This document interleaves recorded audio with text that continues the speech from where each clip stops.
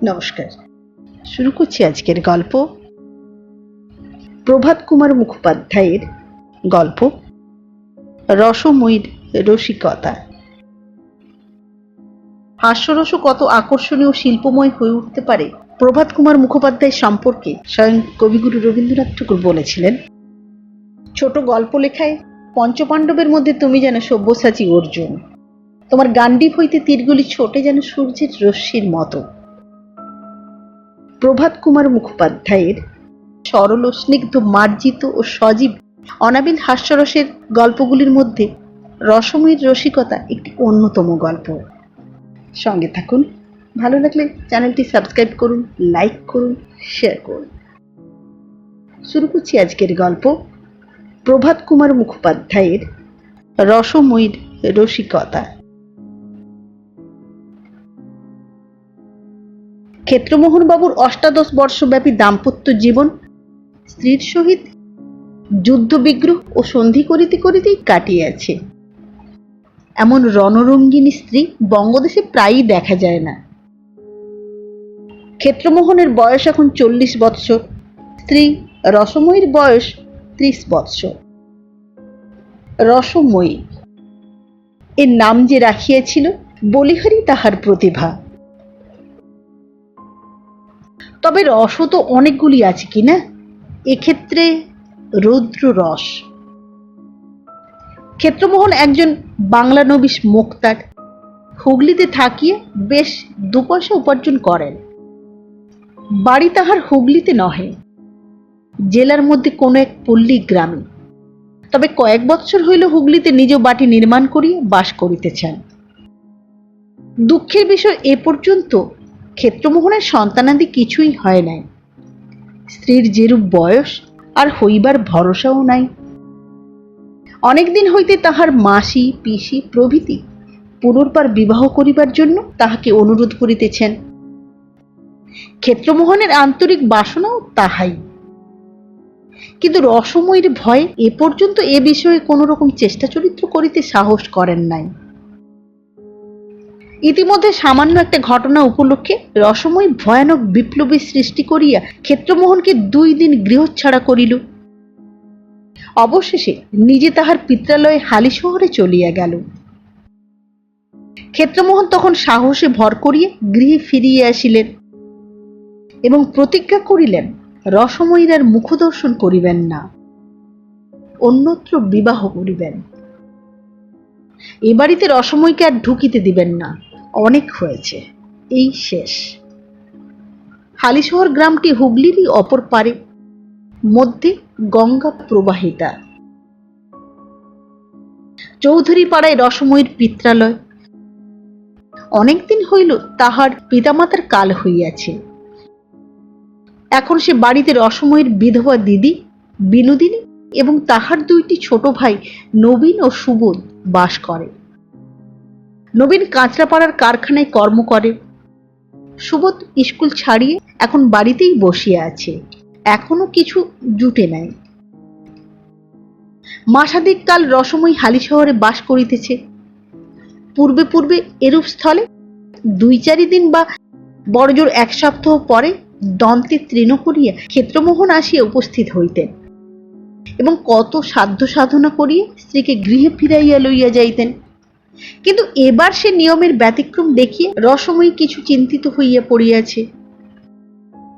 পাড়ার একজন বালক প্রত্যহ নৌকাযোগে গঙ্গা পার হইয়া হুগলির ব্রাঞ্চ স্কুলে পড়িতে যাইত।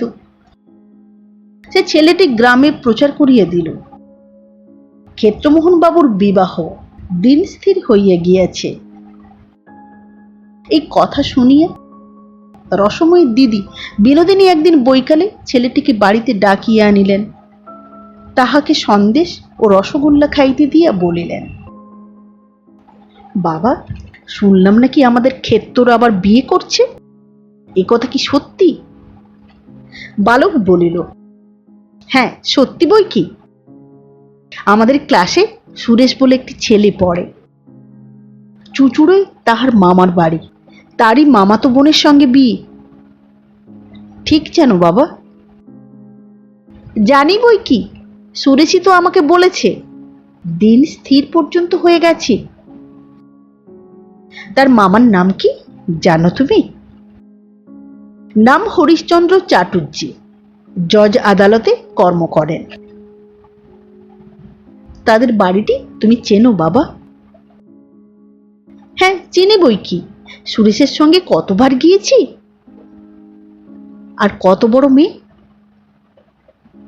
এই আমাদের বয়সেই হবে। বালকটির বয়স 13 বৎসর। কাজী। আর কেমন দেখতে? তা বেশ সুন্দর। বিনোদিনী কিয়ৎক্ষণ চিন্তা করিলেন, শেষে বলিলেন, আচ্ছা, কাল একবার আমাদের দুই বোনকে সে বাড়িতে নিয়ে যেতে পারো বাবা? কেন? তাদের একবার মিনতি করে বলে কয়ে দেখি। বিয়ে হলে আমার বোনটিরও তো সুখ হবে না, তার মেয়েও জলে পড়বে। কাল একবার আমাদের নিয়ে চলো। কিন্তু কখন? এই খাওয়া দাওয়ার পরে। আমার স্কুল কামাই হবে যে। একদিনের জন্য মাস্টারের কাছে ছুটি নিও এখন। আমি বরং তোমায় 1 টাকা দেব, ঘুড়ি নাটাই এসব কিনো। বালকটি ব্যগ্রভাবে নিজ সম্মতি জানাইল। পরদিন বেলা 11টার সময় দুই ভগিনীকে সঙ্গে লইয়া বালকটি চুঁচুড়া যাত্রা করিল। গঙ্গা পার হইয়া ঘোড়ার গাড়ি ভাড়া করিয়া মাধবীতলায় হরিশবাবুর গৃহে গিয়া উপস্থিত হইল। খিড়কি দরজার সম্মুখে গাড়ি দাঁড়াইল। রসময়ী বলিল, এই বাড়ি? হ্যাঁ, এই বাড়ি। আচ্ছা, তুমি গাড়ির ভিতর বসে থাকো, আমরা চট করে ওদের সঙ্গে দেখাটা করে আসি। বলিয়া দুইজনেই অবতরণ করিয়া বাড়ির মধ্যে প্রবেশ করিল। সে বাড়ির মেয়েরা কেহ তখন স্নান করিতেছে, কেহ খাইতে বসিয়াছে, কেহ বা আহার আনতে উঠানে বসিয়া চুল শুকাইতেছে। হঠাৎ দুইজন ভদ্রঘরের অপরিচিতা স্ত্রীলোককে প্রবেশ করিতে দেখিয়া একজন সবিস্ময়ে বলিল, তোমরা কারা গা? বিনোদিনী বলিল, আমরা হালিশহর থেকে তোমাদের সঙ্গে দেখা করতে এসেছি। স্ত্রীলোকটি সন্দিগ্ধভাবে বলিল, এসো, বসো। দুইজনে বারান্দায় উঠিয়া উপবেশন করিয়া বলিল, বাড়ির গিন্নি কোনটি? একজন পৌরাকে দেখাইয়া সকলে বলিল, ইনি গিন্নি। গৃহিণী বলিলেন, তোমরা কি মনে করে এসেছো বাছা? বিনোদিনী বলিল, তোমাদের মেয়ের নাকি বিয়ে। গৃহিণী বলিলেন, হ্যাঁ, আমার ছোট মেয়েটির বিয়ে। কবে বিয়ে? এই 20 মাঘ দিন স্থির হয়েছে। পাত্রটি কে? ক্ষেত্রমোহন চক্রবর্তী, হুগলিতে মোক্তারি করেন। সতীনের উপর মেয়ে দিচ্ছ বাছা? গৃহিণীর বিস্ময় প্রতি কথায় বাড়িয়ে চলিয়াছিল। তিনি জিজ্ঞাসা করিলেন, তোমরা চেনো নাকি? বিনোদিনী বলিল, চিনি নে আবার, খুব চিনি, আমাদের গ্রামেই তো বিয়ে করেছে। গৃহিণী বলিলেন, হ্যাঁ, সতীন আছে বটে, কিন্তু সে স্ত্রীকে পরিত্যাগ করেছে। রসময়ী এতক্ষণ চুপ করিয়া বসিয়া শুনিতেছিল। তাহার মনের রাগ ক্রমশই বৃদ্ধিপ্রাপ্ত হইতেছিল। কিন্তু এই কথা শুনিয়া হস্তপদ ঠকঠক করিয়া কাঁপিতে লাগিল, চক্ষু দুটি লাল হইয়া উঠিল। কেন পরিত্যাগ করেছে কিছু শুনেছ গা? শুনেছি সে মাগি নাকি বড় দজ্জাল। শ্রবণ মাত্র রসময়ী তড়াক করিয়া লাফাইয়া উঠিল। বারান্দার কোণে ছিল একগাছা ঝাঁটা। নিমেষের মধ্যে সেইটি দুই হস্তে ধরিয়া গৃহিণীর উপর সপা সপ মারিতে আরম্ভ করিল। সঙ্গে সঙ্গে বলিতে লাগিল, কেন, আর কি মরবার জায়গা পেলে না? জুটল না?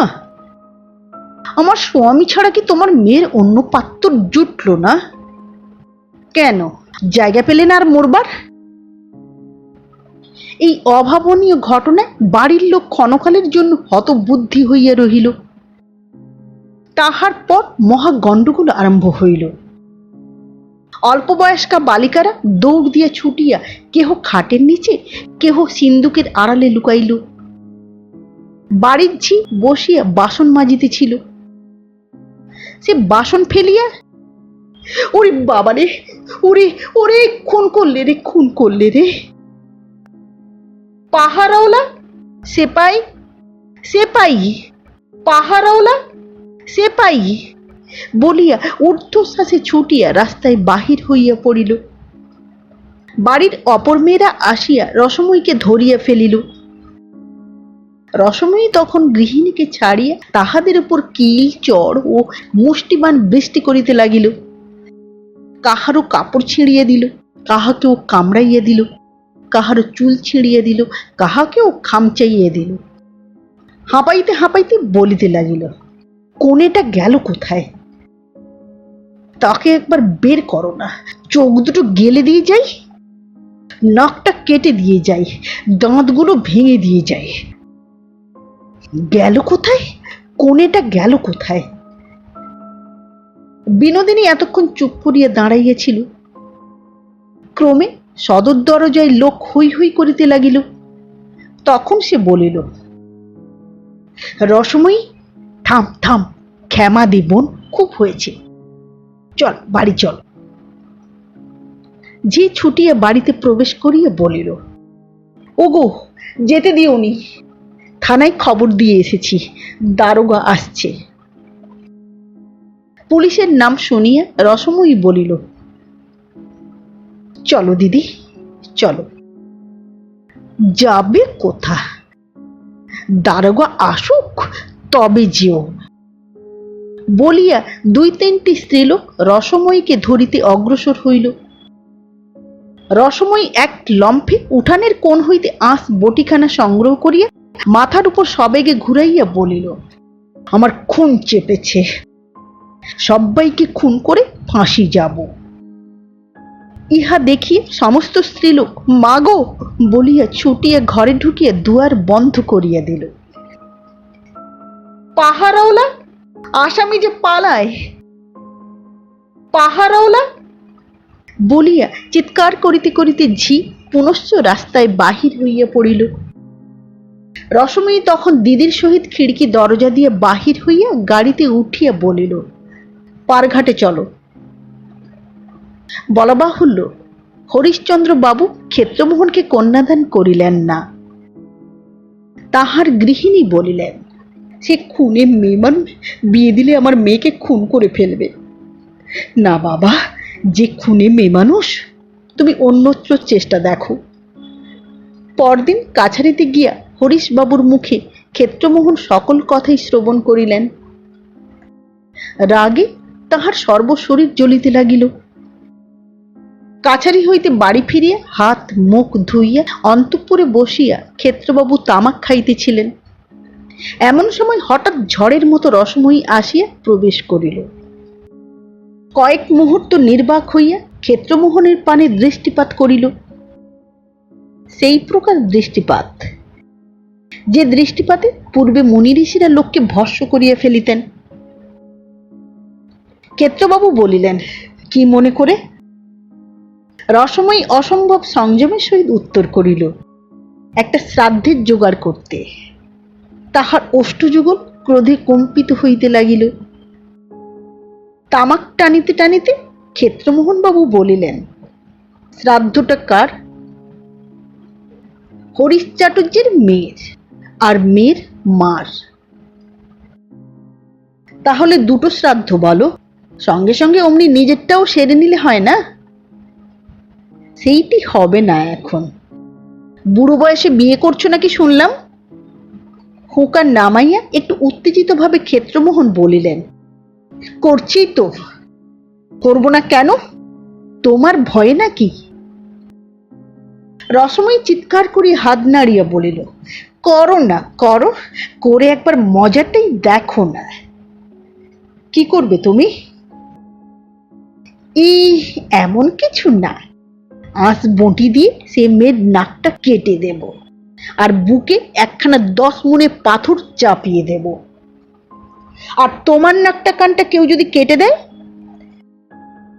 এসো না, কাটো না, তুমি কাটো না হয়। বলিয়া রসময়ী নিজ কোমরে 2 হাত দিয়ে ঝুঁকিয়া নিজের মুখ ক্ষেত্রমোহনের অতি নিকটে সরাইয়া দিল। স্ত্রীর এতাদৃশ বিনয় দেখিয়া ক্ষেত্রমোহন আবার হুঁকা উঠাইয়া লইয়া আপন মনে টানিতে লাগিলেন। ঝুঁকিয়া থাকিয়া যখন ক্লান্তি বোধ হইল, রসময়ী তখন নিজের মুখ সরাইয়া লইয়া আবার সোজা হইয়া দাঁড়াইল। বলিল, তাহলে আঁশবটিতে শান দিয়ে রাখি গে, সমস্ত পাকা হলে খবরটা দিও। চুপি চুপি যেন শুভ কর্মটা সেরে ফেলো না। ক্ষেত্রমোহন বলিলেন, তুমি না মরলে আর বিয়ে করছিলে, মরবে কবে? এই কথা শুনিয়া রসময়ী বিদ্রুপের স্বরে হা হা করিয়া হাসিয়া উঠিল। বলিল, আমি মরবো কবে জিজ্ঞাসা করছো? রশি বামনি এক্ষুনি মরছে না, তার এখন অনেক দেরি, বিস্তর বিলম্ব। তোমার বিয়ে করবার বয়স যাবে, বুড়ো থুত্তুড়ে হবে, ভুঁয়ে মুয়ে হয়ে যাবে, তখন আর কেউ তোমায় মেয়ে দিতে রাজি হবে না, তখন আমি মরব। দাম্পত্য রসালাপ এই পর্যন্ত অগ্রসর হইলে বাহিরে একখানি গাড়ি থামিবার শব্দ হইল। রসময়ী বলিল, তবে সেই কথাই রইল, এখন তবে আসি।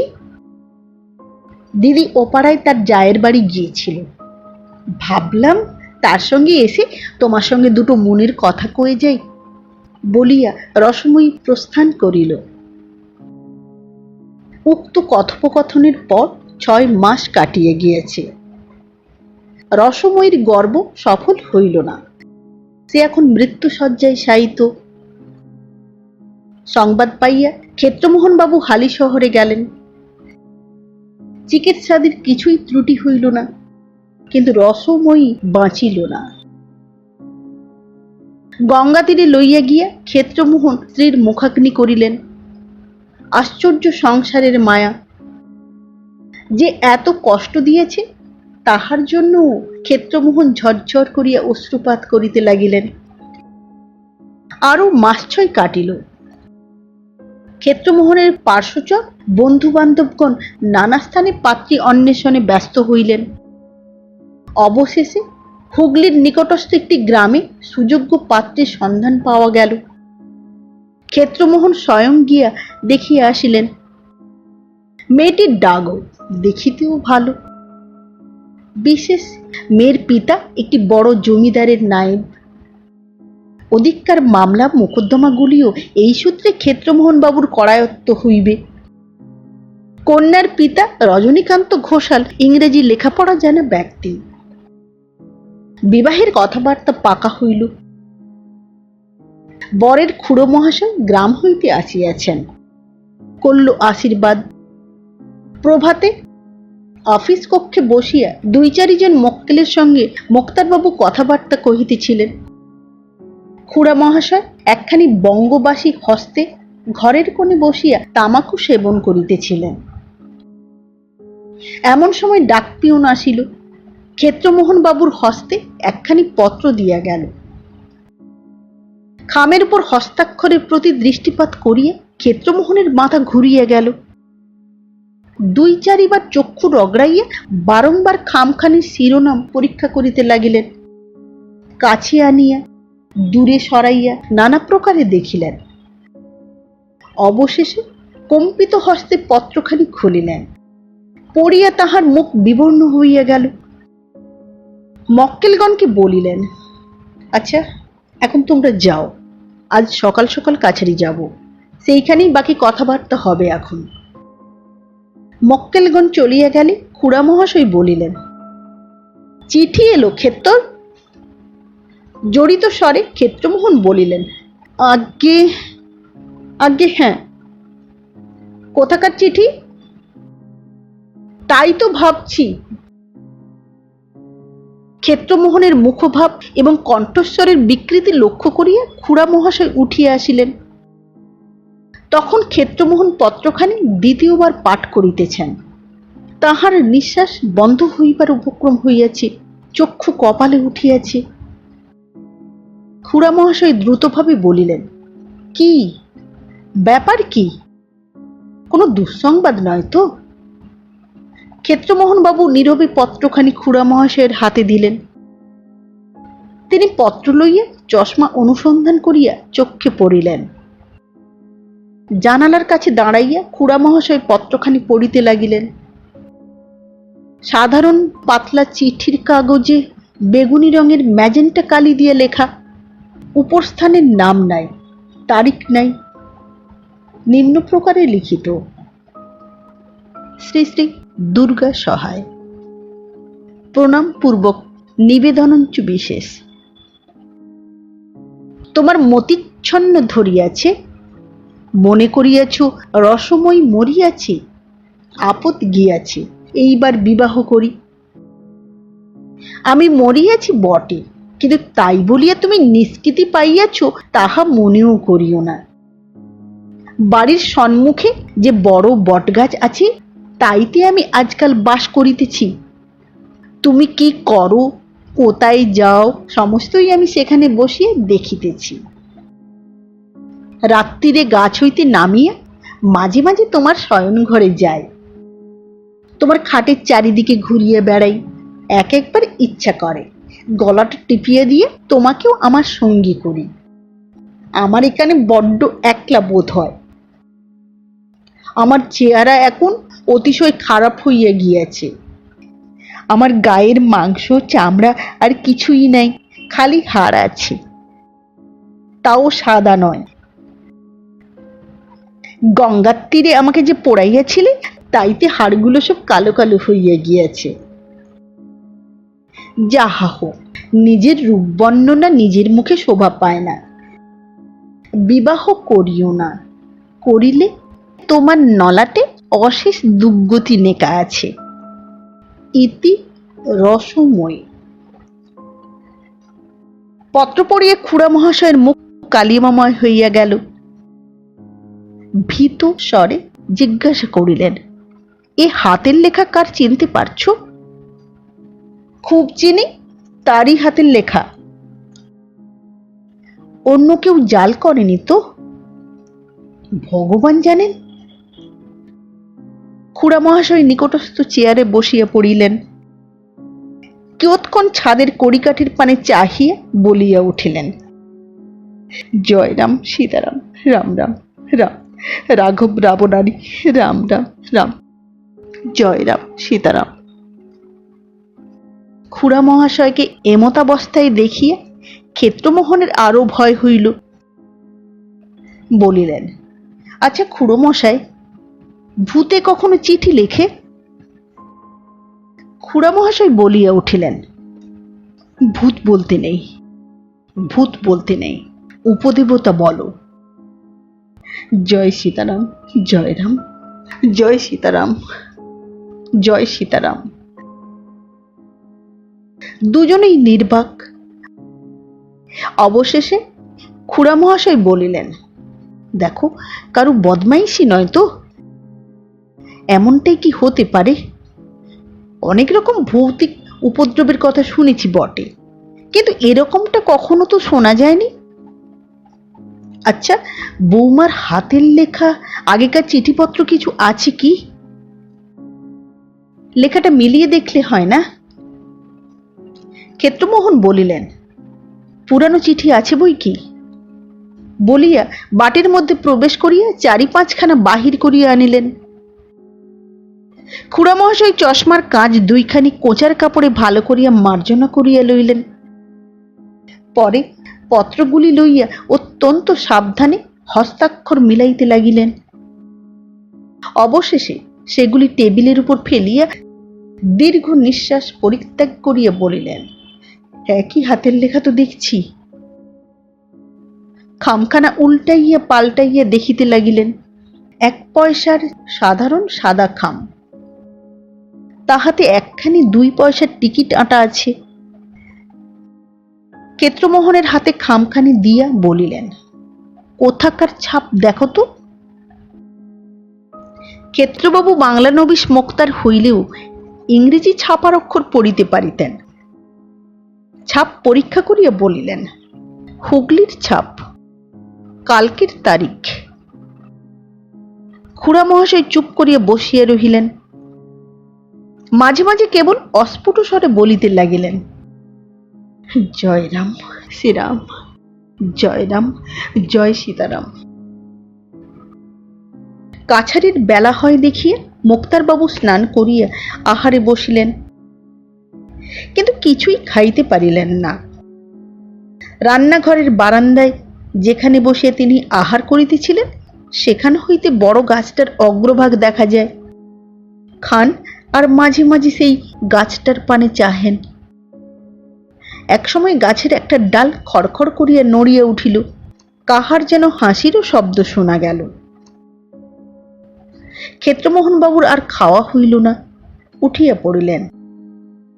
মুখ প্রক্ষালন করিয়া বাহিরে আসিয়া বটগাছটার পানে কিছুক্ষণ চাহিয়া রহিলেন। দুই তিনটা কাঠবেড়ালি ডালে ডালে পরস্পরকে তাড়া করিয়া ফিরিতেছে। গোটা কত কাক উচ্চ শাখায় বসিয়া জাতীয় সঙ্গীত গাহিতেছে। ইহা ভিন্ন আর কিছুই দেখিতে পাইলেন না। সেই দিন সন্ধ্যাবেলায় ক্ষেত্রমোহনের শয়নকক্ষে খুড়া ভাইপো বসিয়া কথোপকথন করিতেছিলেন। দিবসে খুড়া মহাশয় কপাটের বাহিরে এবং ভিতরে দেওয়ালময় রাম নাম লিখিয়া দিয়েছেন। অদ্য দুইজনেই এক শয্যায় শয়ন করিবেন। বালিশের তলায় একখানি কৃত্তিবাসী রামায়ণ রক্ষিত হইবে এবং ঘরে সমস্ত রাত্রি আলো জ্বলিবে। বন্দোবস্ত হইয়া গিয়াছে। ক্ষেত্রমোহন বলিলেন, তাহলে খুড়ো মহাশয় কি করা যায়? বিবাহটা বন্ধই করে দেয়া যাবে। খুড়া মহাশয় বলিলেন, আমি তো তার দরকার দেখছি না। আর যদি কোনো উপদ্রব অত্যাচার হয়? খুড়া মহাশয় কিয়ৎকাল চিন্তা করিলেন, শেষে বলিলেন, ভয়ের কোনো কারণ দেখিনি। কিন্তু ওই যে বলেছে, ইচ্ছা করে তোমার গলাটা টিপে দিই। না, তা পারবে না, হাজার হোক স্বামী তো বটে। আর যে বলেছি বিয়ে করো না, করলে তোমার অশেষ দুর্গতি হবে। অশেষ দুর্গতি হবে তার মানে এ নাও হতে পারে যে আমি তোমার অশেষ দুর্গতি করব। ওর মানে বোধ হয় এই যে অধিক বয়সে বিবাহ করলে যে সমস্ত সাংসারিক অশান্তি উপস্থিত হয়, তাই তোমারও অদৃষ্টে ঘটবে। ক্ষেত্রমোহনবাবু চুপ করিয়া রহিলেন। মনে ভয়ও যথেষ্ট আছে, অথচ বিবাহ করবার লোভটিও সম্বরণ করা তাহার পক্ষে অসাধ্য। পরদিন আশীর্বাদ হইয়া গেল, কিন্তু ক্ষেত্রমোহন যে ভৌতিক পত্র পাইয়াছেন সে কথাও রাষ্ট্র হইতে বিলম্ব হইল না। নায়েব রজনীবাবুরও কানে ক্রমে একথা পৌঁছিল। পূর্বেই বলিয়াছি তিনি ইংরেজি জানা ব্যক্তি।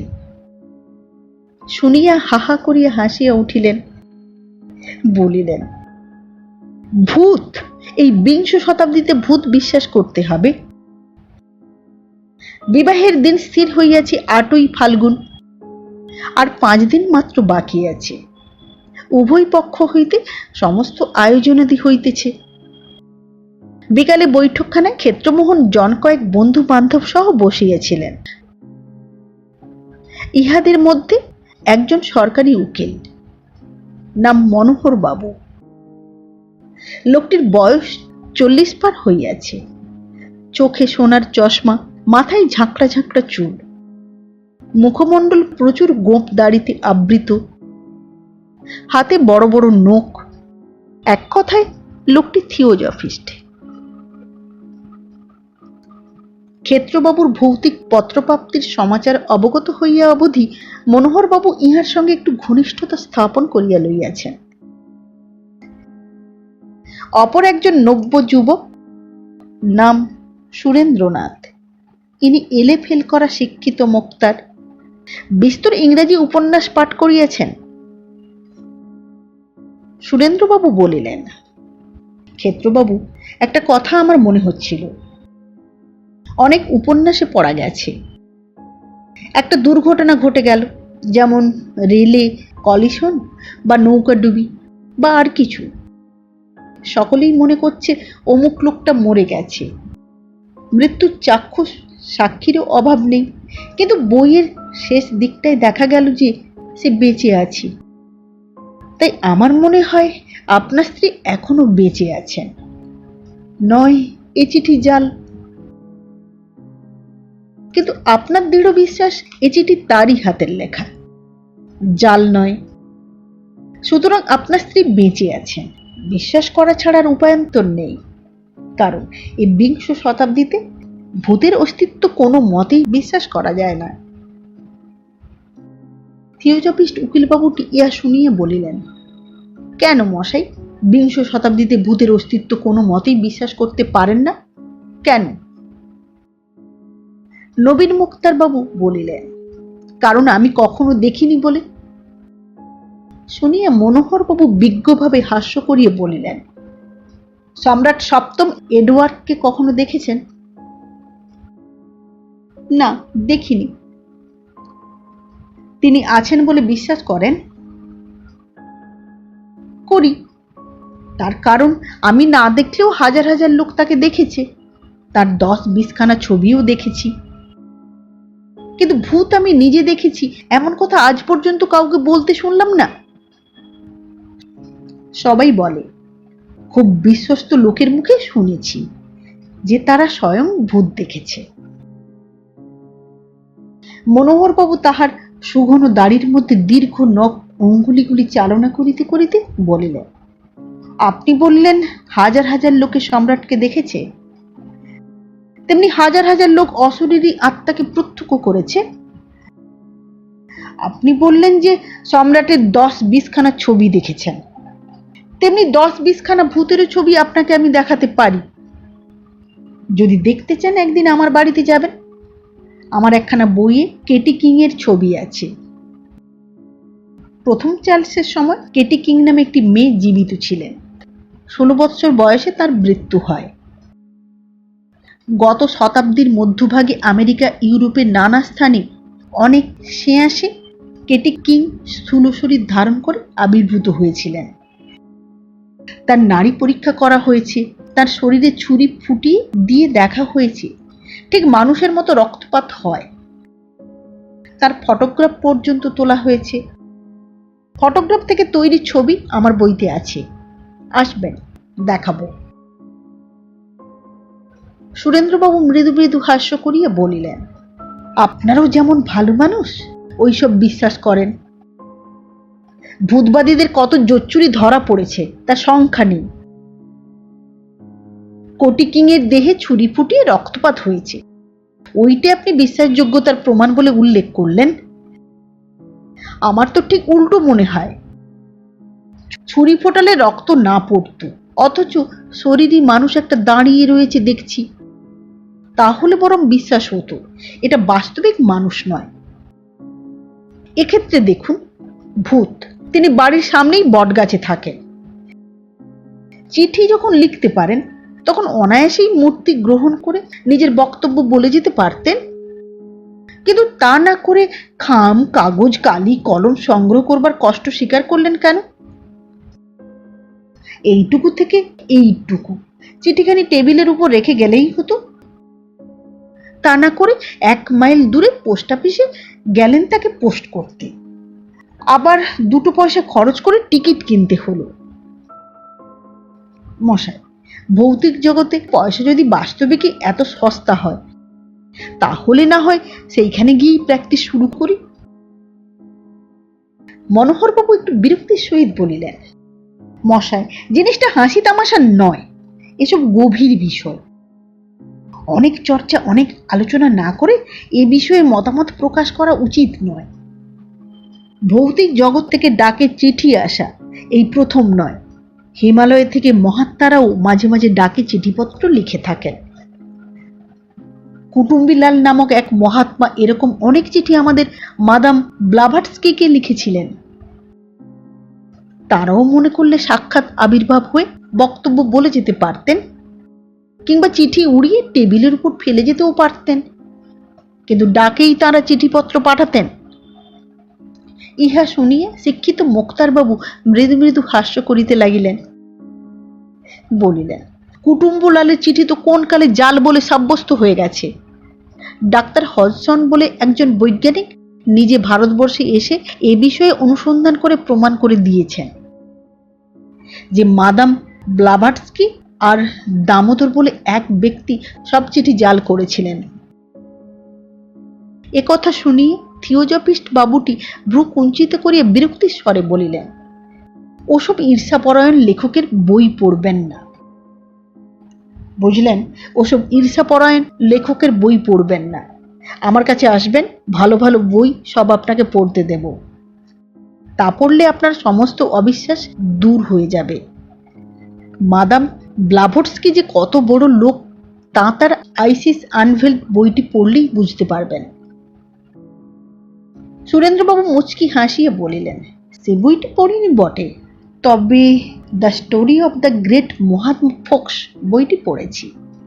লাইব্রেরিতে আছে, দেখতে চান তো এনে দিতে পারি। একথায় মনোহরবাবু রাগিয়ে আগুন হইয়া উঠিলেন। বলিলেন, ওই আপনারা এক কথা শিখে রেখেছেন, গাল দেওয়া যায় না এমন ভালো জিনিসই নেই। যত সব কুচুকরি বদমাইশ লোক মিছামিছি মাদামের অপবাদ রটনা করেছে। এমন সময় বাহিরে শব্দ উত্থিত হইল, বাবু, চিঠি আছে। পর মুহূর্তে ডাক পিয়ন প্রবেশ করিয়ে ক্ষেত্রমোহন বাবুর হাতে একখানি পত্র দিল। পত্রখানি হাতে লইয়াই ক্ষেত্রমোহন বাবুর চক্ষু স্থির হইয়া গেল। মশাই, আবার সেই। পত্র খুলিয়া পাঠ করিয়া সেখানে সকলের সম্মুখে ফেলিয়া দিলেন। থিওজফিস্ট বাবুটি অতি আগ্রহের সহিত সেখানে কুড়াইয়া লইয়া পাঠ করিলেন। শেষে নবীন মুক্তার বাবুটির হাতে সেখানে দিলেন। পত্রখানি এইরূপ, শ্রী শ্রী দুর্গা সহায়, প্রণাম পূর্বক নিবেদনাঞ্চ বিশেষ। এত সাহস তোমার, আশীর্বাদ পর্যন্ত হইয়া গিয়েছে। তুমি মনে করিয়াছ আমি তোমায় যে পত্র লিখেছিলাম তাহা ফাঁকা আওয়াজ? রশি বামনি তেমন মেয়ে নয়। আমি মানা করা সত্ত্বেও বিবাহ করিবে? এখনো সাবধান হও, এ দুর্মতি পরিত্যাগ করো, নইলে একদিন গভীর রাত্রিরে তুমি যখন ঘুমাইয়া থাকিবে, বটগাছ হইতে নামিয়া তোমার বুকে একখানা 10 মণে পাথর চাপাইয়া দিব, ঘুম আর ভাঙিবে না। ইতি রসময়। একে একে সকলে পত্রখানি পড়িলেন, পড়িয়া স্তম্ভিত হইয়া বসিয়া রহিলেন। শিক্ষিত মোক্তারবাবুর মুখ শুকাইয়া গেল। তথাপি তিনি মন হইতে সংশয় দূরে নিক্ষেপ করিয়া বলিলেন, আচ্ছা ক্ষেত্রবাবু, আর একবার বেশ করে লেখাটা পরীক্ষা করে দেখুন দেখি, আপনার স্ত্রীর হাতের লেখাই বটে তো, না কোনো জায়গায় কোনো সন্দেহজনক তফাৎ আছে? ক্ষেত্রবাবু বলিলেন, কোনো সন্দেহ নাই, শুধু হাতের লেখায় মিল হলেও বা সন্দেহ করতাম, কিন্তু তার যেখানে যেখানে যে যে বানান ভুল চিরকাল হতো, এ চিঠিতেও তাই। সে চিরকালই শ্রী শ্রী এক জায়গায়, আর দুর্গা একটু তফাতে লিখিত, এ দুখানা চিঠিতেও তাই। তাছাড়া চিঠিতে এমন সব কথাবার্তা রয়েছে যা সে জীবিতকালেই মুখে সর্বদা ব্যবহার করত। সকলে নিস্তব্ধ হইয়া বসিয়া রহিলেন। কিয়ৎ পরে সুরেন্দ্রবাবু গলা ঝাড়িয়ে জিজ্ঞাসা করিলেন, তার মৃত্যুর সময় আপনি উপস্থিত ছিলেন? ক্ষেত্রবাবু বলিলেন, ছিলাম বই কি, সঙ্গে সঙ্গে ঘাটে গিয়েছিলাম বই কি। চিতার উপর তার দেহ রাখবার পর তার মুখখানি আপনি দেখেছিলেন? দেখিনি আবার, আমি নিজেই তো মুখাগ্নি করেছি। ওহে, তুমি যা ভাবছো তা নয়, কোনো ভুল হয়নি। নব্য মোক্তারবাবু তখন ঘাড় হেঁট করিয়া বসিয়া রহিলেন। অপর একজন বলিলেন, ধরুন আমাদের দেশে, না শুধু আমাদের দেশেই বা বলি কেন, সকল দেশে আদিকাল থেকে যে একটা বিশ্বাস প্রচলিত আছে যে ভূত বলে একটা জিনিস আছে, তার কি কিছুই ভিত্তি নেই? সরকারি উকিলবাবুটি বলিলেন, শুধু অন্ধবিশ্বাসের কথা নয়, গত 50 বৎসরের মধ্যে ইউরোপে আমেরিকায় ভূতের অস্তিত্ব নিঃসংশয়াতীতভাবে প্রমাণ হয়ে গেছে। সন্ধ্যা হইয়া গিয়াছিল, সেদিনকার মতো সভা ভঙ্গ হইল। সেই বটগাছের তলা দিয়ে যাইতে সুরেন্দ্রবাবুরও গা যেন ছমছম করিতে লাগিল। খুড়া মহাশয় কোথাও বেড়াইতে গিয়েছিলেন। সন্ধ্যার পর বাড়ি ফিরিয়া আসিয়া দ্বিতীয় পত্রের কথা শুনিয়া বলিলেন, দেখো ক্ষেত্তর, ব্যাপারটা ক্রমেই গুরুতর হয়ে দাঁড়ালো। বিবাহটা এখন না হয় বন্ধই রাখা যাক। আমার মতে বৎসর পূর্ণ হলেই গয়ায় গিয়ে একটা পিণ্ড দিয়ে এসো, উদ্ধার হয়ে যাবেন। বৎসর পূর্ণ হতে তো আর বেশি দেরি নেই, আর মাসখানেক হলেই হয়, তখন নির্বিঘ্নে শুভকর্ম শেষ করা যাবে। ক্ষেত্রবাবু বলিলেন, তা বেশ, সে ভালো কথা। কন্যার পিতাকে বলিয়া বিবাহের দিন পিছাইয়া দেওয়া হইল। নিমন্ত্রণ পত্র পর্যন্ত সমস্ত প্রত্যাখ্যিত হইল। গয়ায় শ্রাদ্ধ সারিয়া আসে ক্ষেত্রবাবু বিবাহ করিবেন, ইহা সকলেই জানিতে পারিল। ক্ষেত্রবাবুর হস্তে একটা বড় জালিয়াতির মোকদ্দমার তদ্বিরের ভার রহিয়াছে। মোকদ্দমাটা দায়রা সোপর্দ হইয়াছে। সেটা শেষ না হইলে ক্ষেত্রবাবু গয়া যাইতে পারিতেছেন না। ফরিয়াদি পক্ষের সাক্ষীদিগকে সমস্ত দিন ধরিয়া তালিম দিতে হইতেছে। মোকদ্দমার পূর্বদিন সন্ধ্যাবেলা কাছারি হইতে ফিরিবার সময় রসময়ীর তৃতীয় পত্র ক্ষেত্রবাবুর হস্তগত হইল। তাহাতে অন্যান্য কথার সঙ্গে লেখা আছে, শুনিলাম নাকি গয়ায় আমার পিণ্ড দিতে যাইতেছ। ভাবিয়াছ বুঝি পিণ্ডি দিলে আমি উদ্ধার হইয়া যাইব, তখন স্বচ্ছন্দে বিবাহ করিবে। গয়ায় যদি যাও তবে চোরের বেশ ধরিয়া গিরেল গাড়িতে প্রবেশ করিয়া তোমার বুকে ছোড়া বসাইয়া দেব। ক্ষেত্রবাবুর আর বাড়ি যাওয়া হইল না। কাছারির পোশাকেই মনোহরবাবুর বাড়ি গিয়ে তাহাকে পত্র দেখাইলেন। মনোহরবাবু পত্র পড়িয়া বলিলেন, এই যে বড়ই বিপদ দেখছি। বিবাহ করবার কল্পনা আপনাকে পরিত্যাগ করতে হলো। ক্ষেত্রবাবু বলিলেন, আচ্ছা মশাই, অশরীরী আত্মা মানুষের বুকে ছুরি বসাইয়া দিতে পারে? আপনাদের থিওসফি শাস্ত্রে কি বলে? মনোহরবাবু একখানি মোটা বই আলমারি হইতে পাড়িয়া এক স্থান খুলিয়া বলিলেন, এ সম্বন্ধে থিওসফি শাস্ত্রের মত এই, মুক্তাত্মাগণ সাধারণত অশরীরী, কিন্তু কখনো কখনো তারা নিজেকে ম্যাটেরিয়ালাইজ অর্থাৎ জড়দেহ সম্পন্ন করে থাকে। তাদের এমন ক্ষমতা আছে যে বায়ু থেকে, গাছপালা থেকে, ভূমি থেকে, এমনকি কাছাকাছি মানুষের দেহ থেকে আবশ্যক পদার্থগুলি সংগ্রহ করে নিজ দেহ ধারণ করেন। সুতরাং সে অবস্থায় বুকে ছুরি বসিয়ে দিতে পারা কিছুই আশ্চর্য নয়। আর এও বিবেচনা করুন, যে হস্ত কলম ধরে চিঠি লিখতে সক্ষম, সে হস্ত ছুরি ধরতে পারবে না কেন? ক্ষেত্রমোহনবাবু কিয়ৎক্ষণ চিন্তা করিলেন, শেষে বলিলেন, দেখুন, এই পত্রগুলো জাল কিনা সেটা একবার ভালো করে তদন্ত করতে হচ্ছে।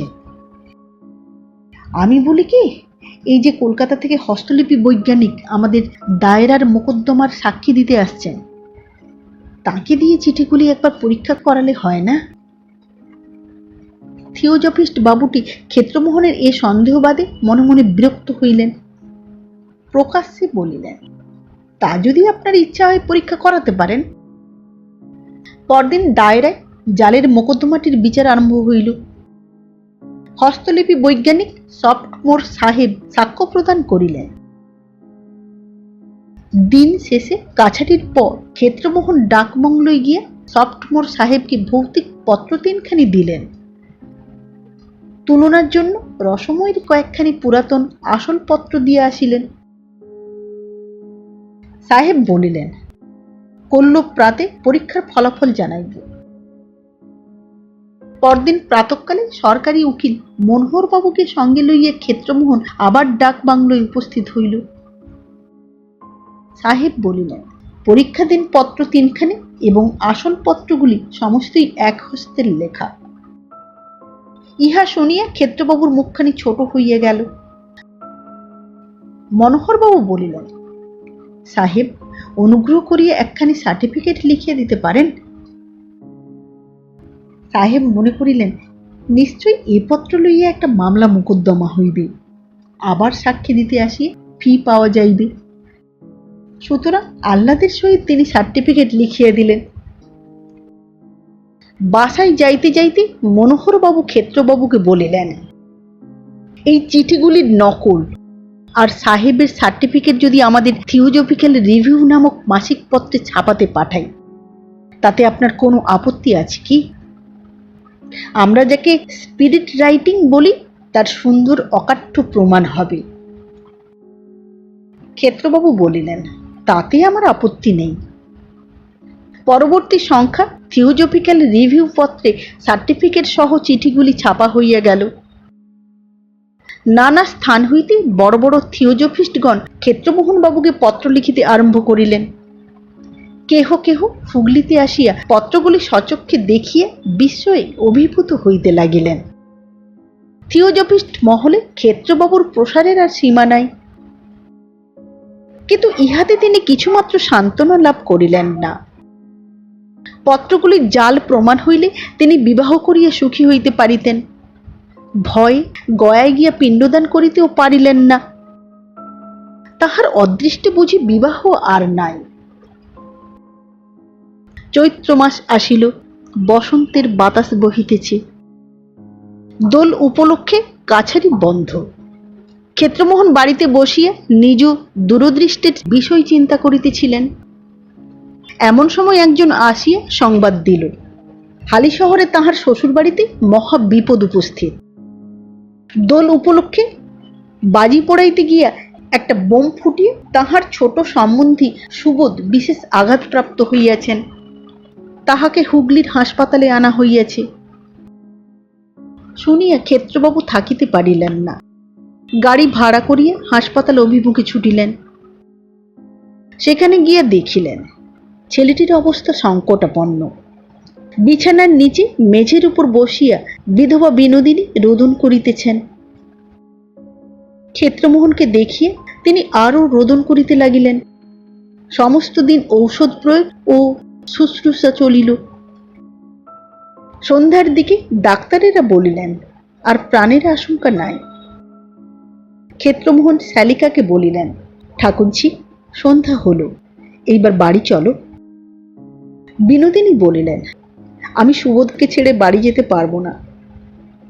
সমস্ত দিন অনাহারে আছো, স্নানাহার পর্যন্ত হলো না। তা না হোক, আমি যেতে পারবো না ভাই। অবস্থা বুঝিয়ে হাসপাতালের ডাক্তারেরা বলিলেন, আপনাকে বাড়ি যেতে হবে, এখানে তো রাত্রে থাকতে পারবেন না, কাল সকালে আবার আসবেন। এখন আর কোনো ভয় নেই, বিপদ যা তা কেটে গেছে। আমরা সেবা শুশ্রূষা করব, আপনার কোনো চিন্তা নেই, আপনি বাড়ি যান।